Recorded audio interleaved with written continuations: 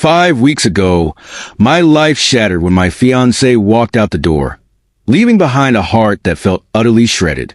We had been together for nearly 4 years, a time that now seems like a lifetime when I reflect on everything we shared. I thought we were solid, that the future I envisioned was also one she saw. But all of that crumbled 5 weeks ago, and since that day, I've been navigating the painful shadow it cast over my life. In the aftermath, I turned to the no-contact method, which I read about online. It felt like my only option. I understood that reaching out to her, begging her to come back, would only push her further away.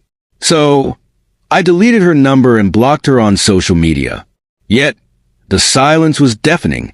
The emptiness of not hearing her voice or seeing her updates was like walking through a ghost town that was once vibrant with our memories. Then, 2 weeks ago, she broke the silence. Her message was simple and stark. She wanted to pick up some things from the garage. There was no acknowledgement of the pain or the tumult that had unfolded between us, just a businesslike request for her forgotten belongings. It felt like a punch in the gut. I responded coolly, telling her I was out of town for work. In truth, I had been traveling, and a part of me felt relief at having an excuse to avoid seeing her. If I had been home, I feared I would have been a mess, a tangle of emotions. She asked me to let her know when I returned.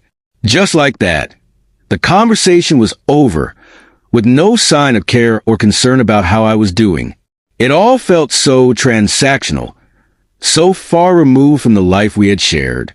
I couldn't help but wonder if this was all she wanted. Had our relationship boiled down to a few old items? As I pondered this, I doubted it, but the uncertainty gnawed at me. In the days that followed, I found myself caught in a web of confusion and hurt. I still couldn't understand why she left. I spent countless sleepless nights replaying our time together, searching for clues that might explain her sudden departure. Was it really so easy for her to walk away? Or was she merely testing the waters to see if I was still broken, still pining for her? The thought sickened me, yet I couldn't shake it off. Deep down, I cared too much, even now, and that felt like the worst part of this ordeal. I was still hopelessly in love with her. As the day of her visit approached, I faced a dilemma. Should I be there when she came to retrieve her things? Should I leave her belongings out and avoid her entirely, making it easier for both of us? Or should I confront her, look her in the eye, and see if there was anything left of the person I once knew? The flight home felt agonizingly long. I dreaded facing her, yet I also loathed the idea of continuing to live in this emotional limbo. Upon my return, I went straight to the garage. The space felt smaller, more oppressive, knowing she would soon arrive. Every item in there carried a trace of her presence. I picked up her old gardening gloves, dusty and forgotten, remnants of a life we had planned but never lived. I could almost picture her there, bent over a patch of earth, sunlight glinting off her hair as she focused on our shared dreams. It was a stark reminder that time was fleeting, that life can change in an instant. I put the gloves down, feeling the weight of my heart.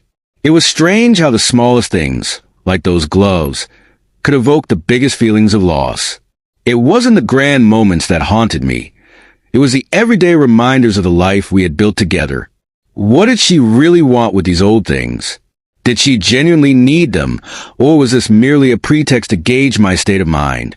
The not knowing consumed me. In the days leading up to her visit, I was a bundle of nerves. I told her I was back in town, and she said she would come by at the end of the week. That gave me more time to stew in my thoughts, a blessing and a curse. Each hour felt like a countdown, the anticipation almost worse than the reality. I imagined various scenarios, each one worse than the last. Would she come in, grab her things, and leave without a word? Would she see me but look through me, as if I were merely a stranger? Or, worse, would she act as if everything were perfectly fine, like she had moved on without a second thought? But beneath the layers of despair, a small, irrational part of me clung to a thread of hope. What if, somehow, she would come back, see me, and realize that she still loved me? I hated that part of me for daring to hope. I knew it was foolish. Yet hope has a way of creeping in, finding the tiniest crack to slip through. As the day approached, I kept myself busy with work, trying to distract myself from the inevitability of her visit. I went through the garage again, rearranging items and ensuring everything she might want was easy to find. I didn't want to give her a reason to linger longer than necessary, but in truth, I was unsure if I really wanted that. The night before she was supposed to come, I barely slept. My mind was a whirlpool of thoughts. What would it be like to see her again? Could I maintain my composure?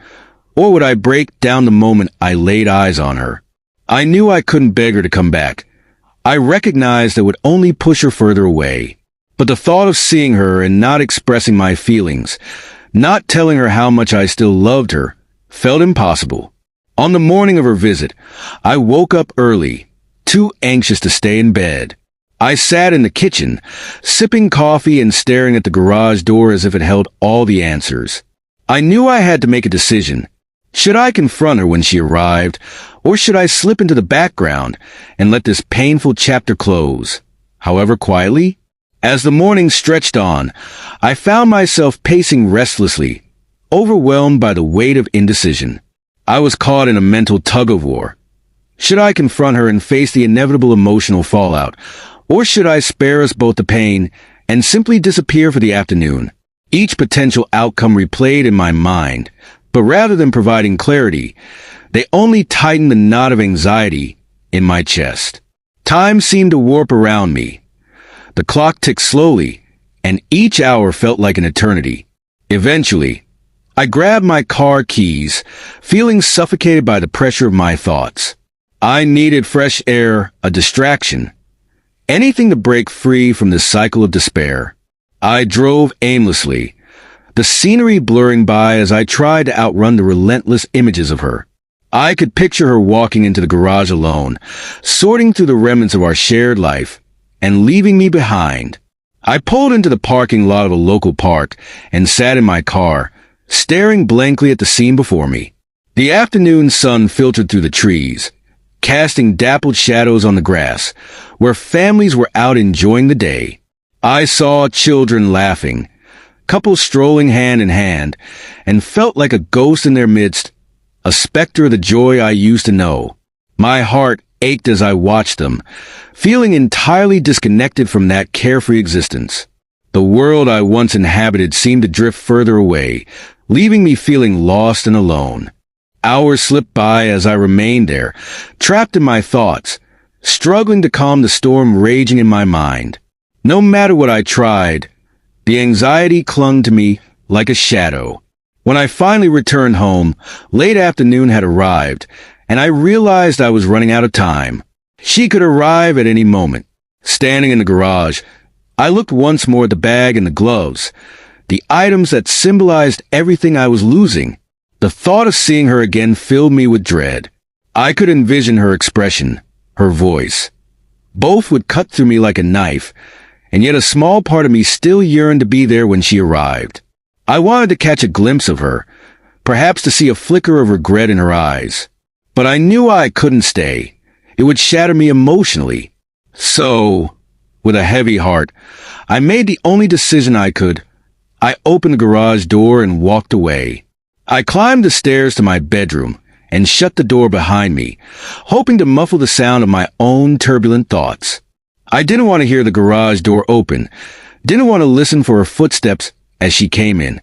I lay on my bed, staring at the ceiling, my heart racing, knowing there was nothing more to be done. I had made my choice. As I lay there, I tried to prepare myself for the inevitable moment when I would hear her car pull up. Would she linger in the house, look around at the life we had built together, or would she be quick and distant, as I feared? I wouldn't know. I wasn't strong enough to witness it. So I remained upstairs, hiding from the person who had once been my entire world. Minutes stretched into what felt like hours, each one heavier than the last. I strained to hear any sounds, footsteps, a car engine, anything, but the house remained painfully silent. Doubts crept in. Maybe she had changed her mind. Maybe she wasn't coming at all. Eventually, the sun began to set, and I got up from the bed, feeling hollow. I slowly descended the stairs and made my way back to the garage. To my surprise, the door was still open, just as I had left it, but nothing had been touched. Her belongings remained exactly where she had left them, untouched like a time capsule of our shared life. She hadn't come after all. I stood there, staring at the bag and gloves, feeling a complex mix of relief and disappointment.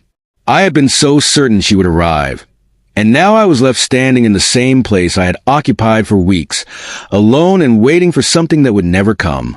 Over the next few days, I drifted through my routine, disoriented by the unexpected absence of her presence. I questioned everything. Was it a mind game? Had she forgotten about her things? Or perhaps she had completely moved on, not caring about what we had built together? I found myself returning to the garage more often, compelled to stare at the small collection of items she left behind. Every time I walked in, it felt as if I were stepping into a memory. The air was thick with the past, and I could almost visualize her moving around the space, tying up her hair, rummaging through her bag, laughing at some shared joke. It was a haunting, but not the kind that chills you to the bone. It was a haunting born from within, where my own memories morphed into specters that lingered in the spaces we once shared. I wondered how long it would take for these ghosts to fade away, or if they would ever truly leave me. Each time I caught sight of her gloves, I felt the weight of all the plans we had made but never realized. The life we envisioned together, now just a collection of shattered dreams. To cope, I began taking long walks after work, anything to escape the confines of the house and the garage. I wandered through familiar paths, the same ones we used to walk together. It was unhealthy, I knew that, but I felt an inexplicable need to search for something. Perhaps closure. Yet, what I discovered instead was a deeper emptiness. The world outside continued to turn, while I felt as if I were stuck in place, trapped in a loop of the same thoughts and memories. The questions spiraled endlessly. Why did she leave? Was it my fault? Could I have done something differently? Each inquiry echoed through my mind, amplifying the sense of loss and longing that consumed me. I had taken a different approach to my situation, but the outcome remained frustratingly silent. Days turned into a week and still, there was no word from her. I began to wonder if she had simply forgotten about her belongings or decided they weren't worth the hassle of retrieving. Regardless, I realized I could no longer wait for a resolution that seemed unlikely to come. One Saturday afternoon, feeling the weight of her absence, I made a decision. I needed to reclaim my space, both physically and emotionally, and the garage had become a haunting reminder of what once was. Armed with a cardboard box, I began to gather her things, items that had been left behind like artifacts of a life that was no longer mine. I started with the gloves she often wore, then moved on to a canvas bag that still carried her scent. As I rummaged through the clutter, I stumbled upon a few other small items. An old, well-loved book, a weathered water bottle, and other trinkets that felt heavy with memories. Each item I packed seemed to tell a story of our shared moments of laughter, arguments, and the day-to-day life we had built together. As I was packing the last of her belongings, I heard the familiar sound of a car pulling into the driveway. My heart leaped into my throat, caught off guard by the unexpected noise. For a fleeting moment, I entertained the hope that it might be her returning to reclaim what was hers. I froze, staring at the open garage door, paralyzed by uncertainty and the surge of emotions that threatened to overwhelm me. But when I saw the neighbors stepping out of their vehicle, a wave of relief washed over me. They approached, offering to help with my task, and I forced a smile as we exchanged small talk. Yet, even as we chatted, my mind wandered back to her. How easily someone else could fill the void she had left behind. Life had a way of moving forward, whether I was ready for it or not. That night, as I sat in the living room, the box of her belongings rested beside me like a weight I couldn't fully lift. I had neatly packed everything, but the question of what to do next loomed large. Throwing it all away felt unthinkable. These items still represented a part of her, a part of us. Conversely, keeping them felt equally wrong, a constant reminder of what I had lost. I found myself staring at the box for what felt like hours, trapped in a cycle of indecision. Finally, I mustered the courage to reach for my phone. My message to her was short and straightforward. I had packed her things and told her she could come by to collect them whenever she was ready. This time, her response came almost immediately, informing me that she would stop by the following day. A mix of relief and dread washed over me. On one hand, I felt the burden of uncertainty lifting, but on the other, the thought of seeing her again, if only for a brief moment, filled me with anxiety. Would I manage to hold it together? Would I say something I'd regret? Or worse, would I crumble at the sight of her? The morning of her arrival arrived, and I was a bundle of nerves. She was set to come in the early afternoon, and I spent the hours pacing around the house, desperately seeking distractions. I cleaned the kitchen and straightened up the living room, anything to keep my mind off the inevitable encounter that loomed ahead. As the appointed time approached, I stood by the window, watching the driveway with a mix of hope and dread.